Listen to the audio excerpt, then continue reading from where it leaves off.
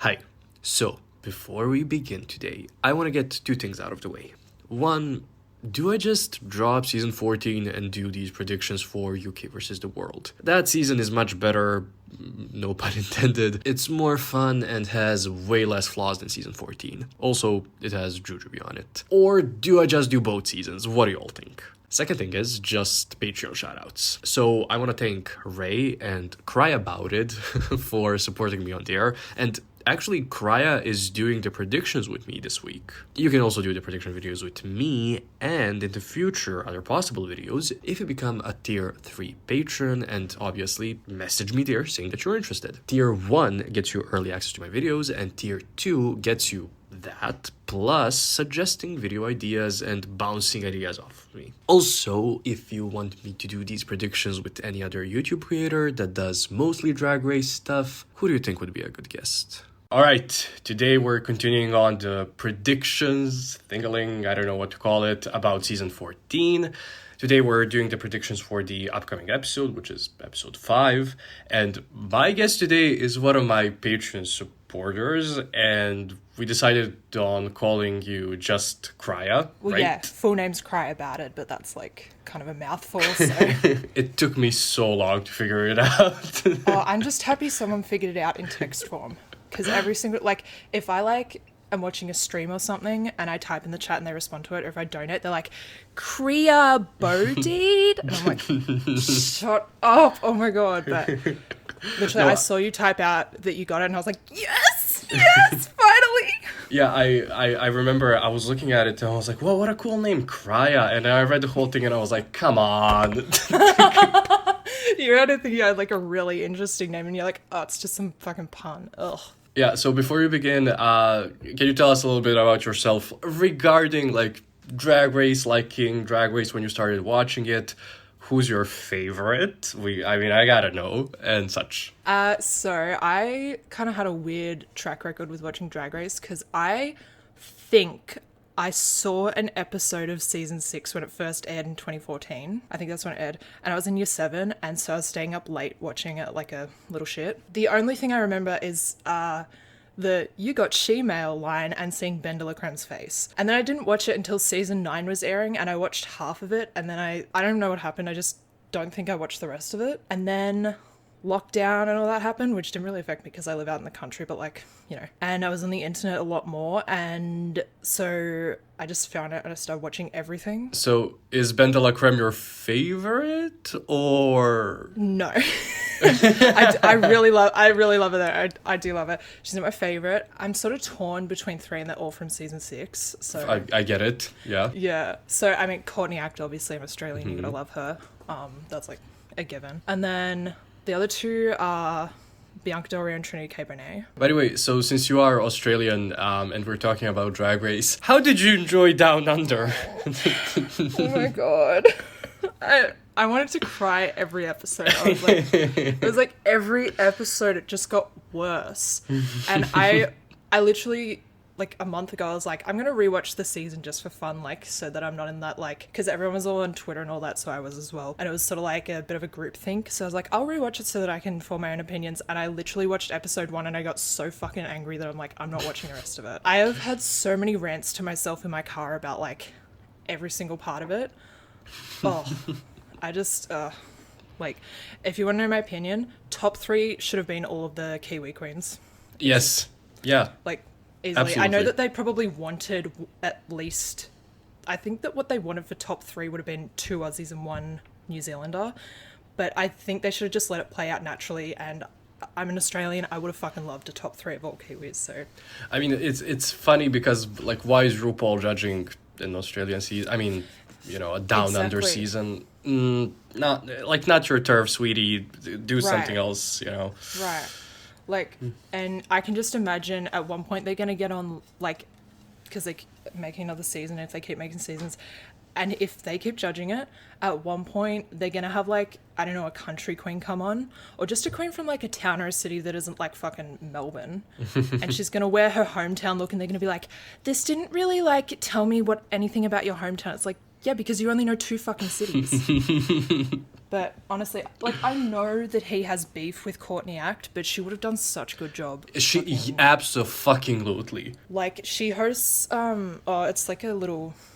It's not a big show or anything in Australia, but it's like this thing on ABC, which is a national broadcasting thing. And it's like where she just interviews people. It's like a really short episodes, but she's so fucking good at it. I'm like, oh my God, I would have fucking killed to have you. Like, even if she was like the Reese Nicholson, like instead of Reese Nicholson, it was her. Like, I mean, but... yeah. Ideally, it would have been Courtney Act and then like either Kylie or Delta. But yeah, I'm fine with either. Yeah, exactly.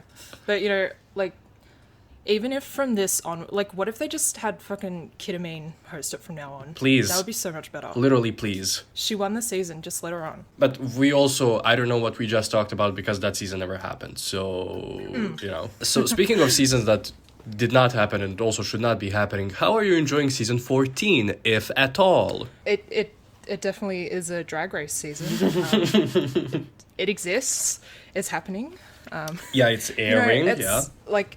I do see the Twitter notifications about it, sure. It's like the best you can say is it's better than like season 13 and season 11. Yeah. Really. Yeah. To be fair, it is still pretty soon in its runtime to really know how good it is. But like, I don't know. It's just really weird. I don't really like how young the cast is. Oh, that's right. We don't have like I don't want to say older, but like anybody that's definitely older than like 40, right? I don't think any of them are... I think one of them's older than 30 and that's it. I think DeJa Skye's like 33. Damn. And the rest of them are in their 20s. Which is a shame because the older queens are usually my favourites on the season. They're always so fun. I don't know why Drag Race does not like them. I don't get it. Like, I know it's probably like competition against RuPaul and all that, but like, he's not getting fucking geriatric people in there, so he should be worried about it. Yeah, also how many drag queens are there are like in their 60s? Probably not as much that are also like auditioning for Drag Race. So calm down, Ru. Like, calm down. I like some of the queens, but then some of them are sort of like, kind of like the season. They're definitely there. Yeah. They're drag queens. I mean, I'll tell you, like, when we start going over the 3 tiers, I had so much trouble being like, wait, who the fuck would be the third in the high and who the fuck would be the third in the low tier? Because it's like, I don't have much of an impression on anybody except for like 4 queens. So it was like, hard to figure it out. Exactly. And my current favorite on this season is DeJa Skye, but that's solely because like how funny she is on Twitter. Like, besides that first lip sync, she hasn't really made an impression on me on the show. It's just on Twitter. See, but that tells you a lot about the show, that like her comedy is not... Like, they're not showing it, Exactly. Like, they showed it a little bit in the latest episode, but, like, nothing else. There could have been more. What do we know about episode 5? Like, what do we see in the preview? We see that Tempest DuJour, James Mansfield, and Kimora Hall are back. The remaining 12 queens have to create a public service announcement for the quote-unquote Save a Queen organization. So, basically, this is just going to be like a writing comedy challenge where they record their skits in front of a green screen. Now, we don't get much regarding the queens, though there is a little bit of a focus on Jasmine, on Jorgeous, and on Kerri. Now, last episode, the 3 queens that got airtime in the previews were the 3 high queens. Could these 3 be the high queens for episode 5? I don't know, we will see. However, we do get a little critique, like we do hear something. Michelle does tell somebody that the way that they speak gives them like little energy, so that could be a clue, but that could also be something just like, mess with our heads. We really have nothing to go over here.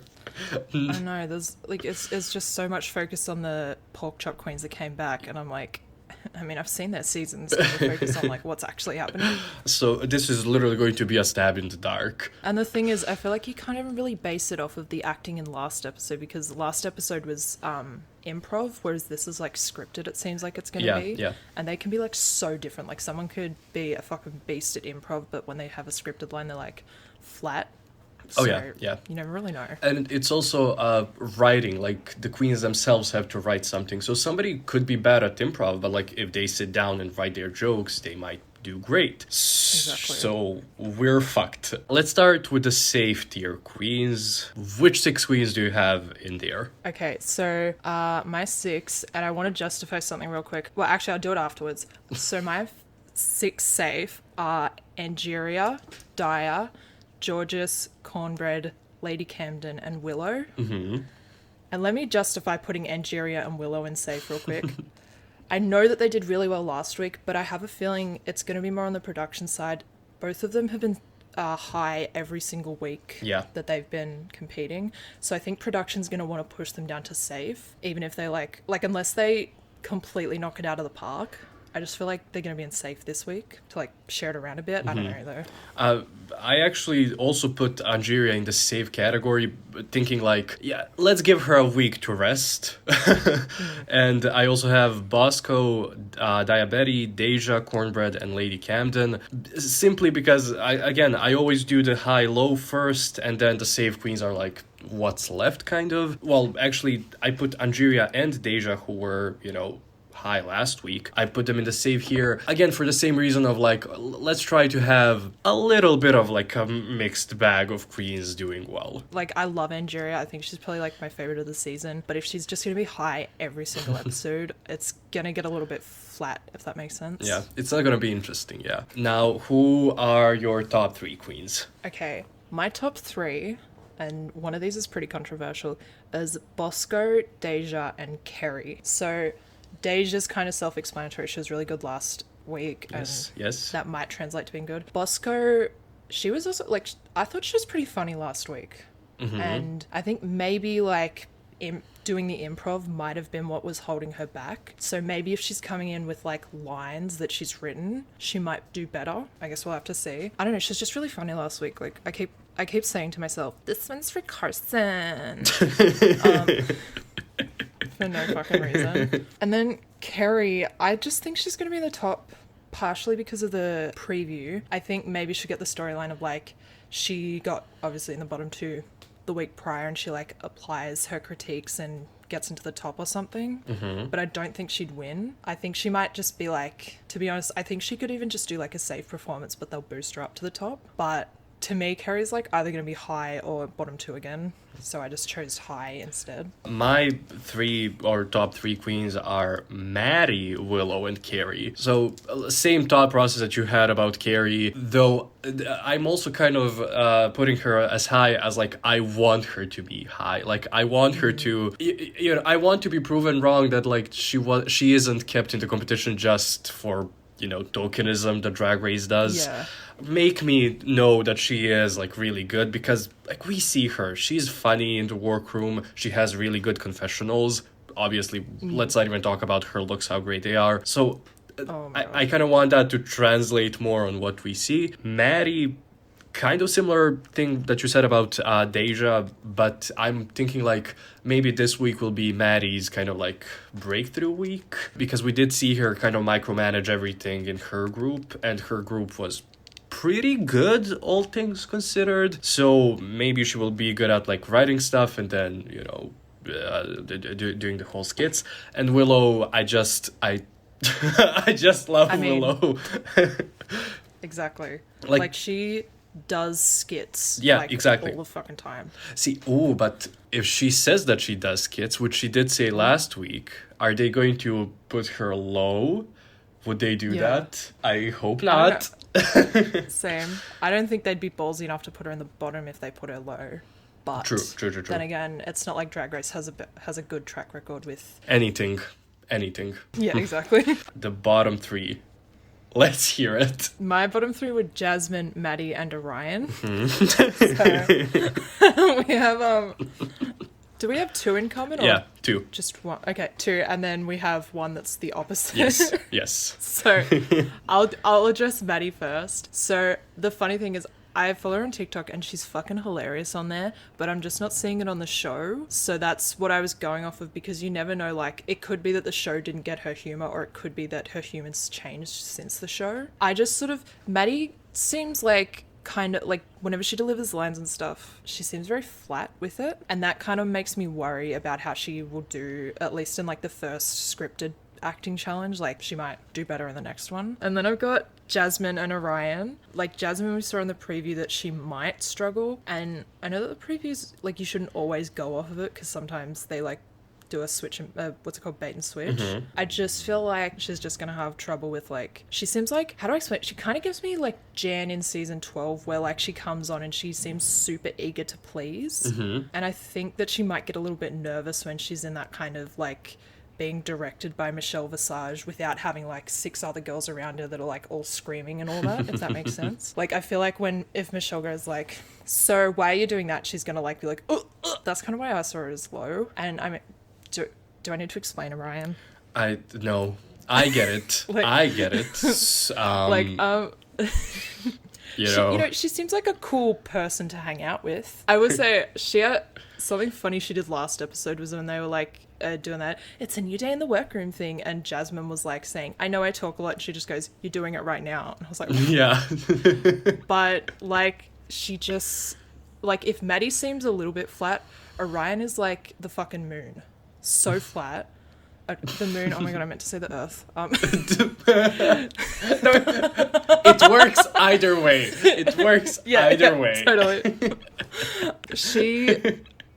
She is so flat, and I kind of feel bad for her for like saying that, but at the same time, it's the truth. And I also think about like her. Do you remember her promo in like the season promo? She's like, I'm gonna blow away all the competition, and then like, I think something got snatched from her and she had like the most delayed fucking reaction to it. And I remember seeing that at the time and I was like, Jesus Christ, can she please stay around till the acting episode? Because I want to see what happens then. Can she stay around until the top 4? Honestly, I need to see it. I don't know. I want to see her in Snatch Game as well, because I love cringing at Snatch Games, and I just feel like, not to like really pile onto her, but I feel like she'd be one of those people that delivers a really cringeworthy Snatch Game, whether that'd be good or bad. I don't think she's gonna do well this week, unfortunately for her. Yeah. Well, yeah, we have Jasmine and Orion as our, well, we both have them in our low tiers. I also have Jorgeous there. Now, they did show like a tiny little bit of clip of her in the, like, on the runway, and we're supposed to believe that it's Michelle telling her that, but it's probably not, because there are too many queens on the runway at the time. However, I'm thinking, because last week we did see her struggle and kind of be like, you know, awkward when preparing for the acting challenge, maybe when she's doing it this week, this is when there are less queens, this is when her weaknesses in that area will show, and then she'll be in the low tier. I mean, I don't, like last week especially, I don't think they could have put 2 Latino people in the bottom for a J-Lo lip sync. I think Twitter would have rioted. So yeah, I think this week, yeah, she actually could be. She was sort of near the bottom of my safe queens. And Orion... yeah, and then Jasmine. I'm seeing Jasmine as like the first mini villain of the season, and so, you know, maybe if anything, I don't think she will go home this episode if this is like the bottom 3. I think that she might be like in the bottom 2, but then she'll beat whoever, and that they'll keep her for to have possibly Kornbread like eliminate her or something like that. Yeah, and another thing, the reason why, like, I also don't think she'd be in the bottom 2 either. I think that they want to keep her and or Jorgeous around until they have some kind of dancing challenge. Oh, yes. I think, and they might even want to keep them both around, because they've kind of set that up in their first episode where one of them was like, she's a dancing queen, she's my biggest competition. But the thing is, you can't rely on that, because remember last season, like, first episode, Rosé was like, fuck Tina Burner, and she was also like, fuck Olivia Lux, and then those storylines went nowhere. So you can't really tell but I think they're going to keep one of them around. So if Jasmine is low, I don't think she'll go home. Are you trying to tell me that Drag Race is very poor at doing full season storylines? No maybe. way. What? Really? They can't do worse storylines than last season, surely. There were so many times. Don't give them any ideas. Just okay, but they cannot do anything worse than like putting Tamisha and Candy in the bottom the episode after they had their fight instead of drawing it out. Like, there's no way they could go worse than that. That is the worst decision they've made in years, and they fucking had Scarlett Adams on Drag Race. So like, that's saying something. Oh my god.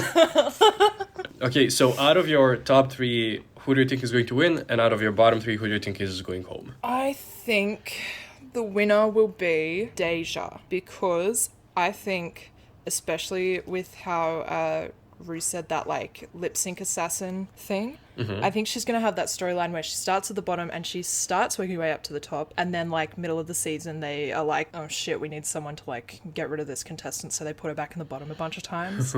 So I think they're gonna give her a win here so that she's like on top of the world, and then like they're gonna put her in the bottom the next episode or like an episode later. Right, to have like a balance. My winner pick, and this is going to be extremely controversial, I'm gonna say Maddy. This is like a stab in the dark, but I also don't have a knife and I don't have an arm. I don't know. It's something's pulling me that way. If she performs better than I think she's gonna perform, I could definitely see it, because I don't know, I think kind of like with Kerri, she's one of those queens where for this challenge, I don't think she's going to be safe. I think she's either going to do really well or really shit. Yeah. So I could totally see her as a winner. I mean, I know that Maddy, certainly will have a problem with her runway, but it's not like Drag Race has ignored like horrible runways just to give somebody a win. Bob. I was thinking about that. Oh my god. Fucking Amazon bodysuit. And listen, Tatiana is my like all-time favorite, but Tatiana winning Snatch Game, I'm still like, come on. You look back and you're like, in that outfit, no. Are you kidding me? Pandora was right there. And they zoomed right past her. They were like, nope. I know. Nope. I mean, they've been zooming past her for the past like 12 years, but you know. I know. I can't believe they had her on fucking All Star 6 just to be filler. As if she doesn't have enough in her face already. Oh my god. No, I'm kidding. I love Pandora so much. She's like probably my Speaking of filler in her face, who do you think is gonna go home? I mean, do I even need to say it? It's Orion. Like, out of both my bottom three and your bottom three, I don't know about her lip syncing against Maddy, but I just don't think she would win against Jasmine. I don't think she would win against a broom. I think Charlie could take her on pretty easily. Ginny Lemon. Yeah. Yeah. Sadly. And I don't like, they're not doing anything with her at all. Yeah, like, exactly. There's like she's not connected to anybody. I mean, storyline wise, of course. Nobody's like gushing over her. People are not talking about her in the confessionals. So it's like, what's happening? Yeah. You know? Yeah, like Daya came back and she's got like a kind of a connection to Maddy, and she's getting confessionals and all that. And Orion, like literally the only thing I remember of her from like the past 2 episodes since she came back was that thing where she was like, you're doing it right now. That's it. Even then, the fucking shot wasn't in focus on her. It was in focus on Kornbread. Yeah. Like, there's no way she's staying around for any longer, unfortunately. Again, I do have to mention that I really loved her response to Ru when RuPaul was like, you have a beautiful face. You know that? Yeah. That's killer comedy. But that is so good. But I want more of that from her. I love it when queens do that shit, when they like don't like match what usually happens with RuPaul, if that makes sense. Like usually if someone gets that, they're like, oh my god, really? Oh my god, thank you. She's like, yeah. To end the whole thing, do you have a season winner pick? Oh my god, it's so hard because I feel like there's a lot of different ones that it could be. I really, really, really want to say Angeria, but I just feel like she is look-wise, and the fact that she's like a pageant drag queen, very similar to Jeté. And I feel like they definitely try not to have the same winner 2 seasons in a row, but I feel like they won't even want it to be that close together. So then I'm like, really, it's just a process of elimination for me. I'm like, she's not going to win. So I think it's going to be Angeria, maybe Kornbread, maybe Willow. I'm going to say Angeria. Yeah. I mean, same.